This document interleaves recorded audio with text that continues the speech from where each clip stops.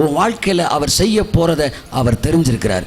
உனக்கு யார் லைஃப்பில் பார்ட்னராக கொடுக்க போகிறாரு அது அவருக்கு தெரியும். உனக்கு எந்த வேலையை கொடுக்க போகிறாரு அவருக்கு தெரியும். உன்னை எவ்வளவு உயரத்தை கொண்டு போக போகிறாரு அவருக்கு தெரியும். காரணம் இவை எல்லாவற்றையும் அவர் ஏற்கனவே திட்டமிட்டு வைத்திருக்கிறார். அவருக்குள்ளே வந்த ஒவ்வொருவனுக்கும் அவர் திட்டமிட்டு இருக்கிறார்.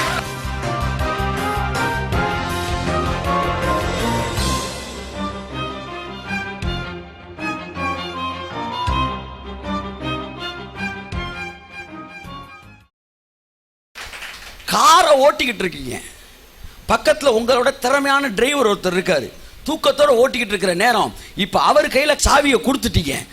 கொடுத்த உடனே நீங்கள் பக்கத்து சீட்டில் வந்து உட்காடுறீங்க. அவர் காரை ஓட்ட ஆரம்பித்த உடனே நீங்கள் என்ன செய்ய ஆரம்பிப்பீங்க? தூங்க ஆரம்பிப்பீங்க. ஏன்? இனிமேல் அவர் பார்த்துக்குவார். அப்போ ரட்சிப்புனா என்ன?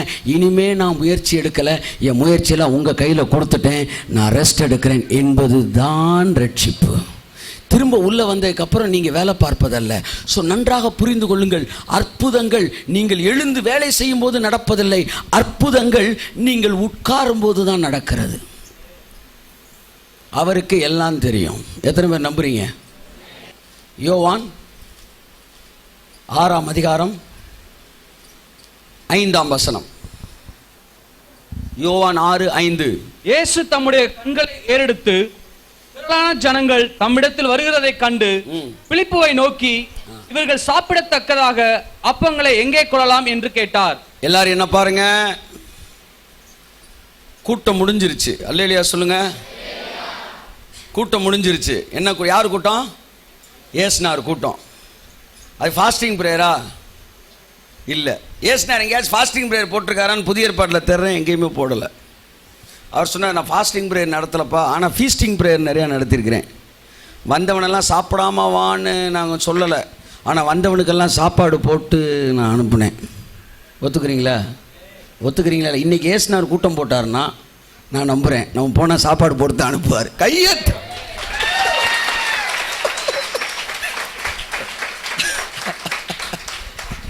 இன்னைக்கு கிரைஸ்ட் இருந்தாருன்னா கட்டாயம் அவர் செய்வார். ஏசுனார் ஒரு கூட்டத்தை போட்டார்னா 50,000 பேர் வந்தாலும் இன்றைக்கி சாப்பாடு இருக்குது. ஏன்னா 5,000 பேர் புருஷர்களாம். அப்போ மனைவிகள் எத்தனை பேர்? வழக்கமாக மனைவிகள் பெண்கள் பக்கம் கூட்டம் அதிகமாக வேறு இருக்கும். சரி, ஈக்குவலாக வச்சுக்கிட்டு அது ஒரு 5,000, டோட்டலு 10,000. நம்ம கணக்குப்படி வீட்டுக்கு ஒரு 4 5 அப்படின்னா என்ன ஆச்சு? ஐநாங்க 20, அவங்க ஒரு 20,000, டோட்டல் இவங்க ஒரு 10,000, டோட்டலாக 30,000-40,000 பேர். 50 பேருக்கு சாப்பாடு.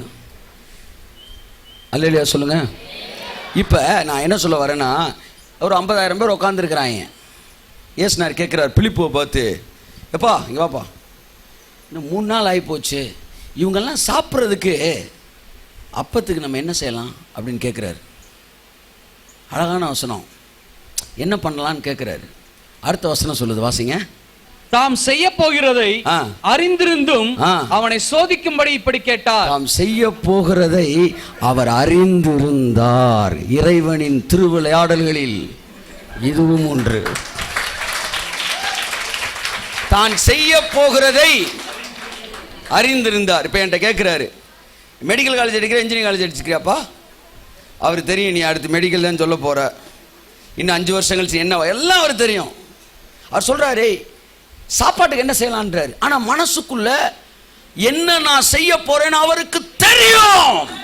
தெரியும். பைபிள் தெளிவாக சொல்லுது, அவர் தான் செய்ய போகிறதை அறிந்திருந்தார்.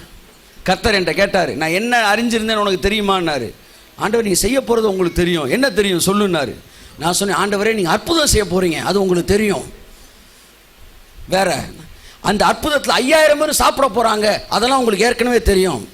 இல்லை, மீதி 12 கூட வரப்போகுது, அது வரைக்கும் எனக்கு தெரியும்.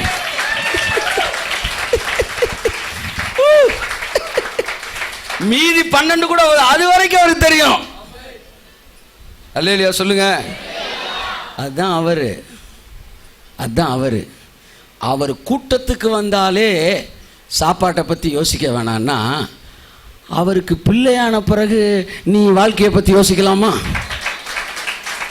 ஒரு தடவை விசிட்டிங் வந்தாலே 2வது தடவை ஒரு கூட்டம், 2வது தடவை சாப்பாடு.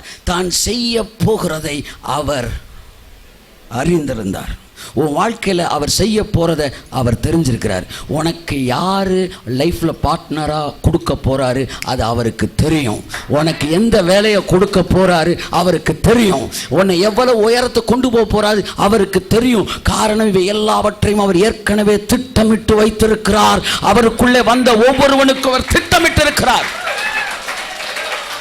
ஆமென்.